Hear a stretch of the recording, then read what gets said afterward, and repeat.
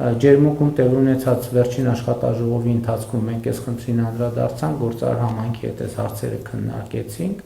եւ սկզբունքը այո, այդպեսին է, մեր քաղաքական մոտեցումը այսպեսին է, որ մենք ակնկալիք չունենք, որ որևէ մեկից մի լումա ավել թեկուզ հարկ վերցնենք, բայց մենք հնարավոր չենք համարում, որ մեկից մի լումա պակաս հարկի գանձումը եւ սա կարևոր խնդիր է, որ մենք պետք է լուծենք։ Մենք պետք է նաև ասենք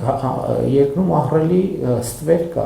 Այո, մենք հաջողություններ ունենք եւ հարկեր հնա 25% ցուցանիշին կհասնենք, դա արդեն շատ իրատեսական ցուցանիշ է, բայց 2018 հեղափոխությունից հետո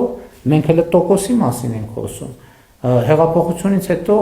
երկրի տնտեսությունը 50%-ով աճել է։ Լավ, մի քիչ ստվերը կրճատվել է, բայց մենք ահռելի ստվեր ունենք։ Մանավանդ հիմա այսօր ակնհայտ է, որ տեխնոլոգիաների հետ կապված ոլորտն եւ տեխնոլոգիաները օգնում են, որ ստվերի համար նոր տարածքներ բացվեն եւ այլն, եւ բջջային հեռախոսները, որ դարձել են մեր կյանքի շատ կարևոր հատված, այդ ոլորտում մենք խնդիրներ ունենք եւ մենք առաջիկայում պետք է այդտեղ վճռականություն ցուցաբերենք եւ համակարգ ներդնենք, որ երկրում ակտիվացված որևէ հեռախոս պետք է աշխատի այն պայմանով, երբ որ մենք տեսնենք, որ իր համար, այսինքն ինքը օրինական ճանապարհով է մուտք գործել Հայաստանի Հանրապետություն, իհարկե կլինեն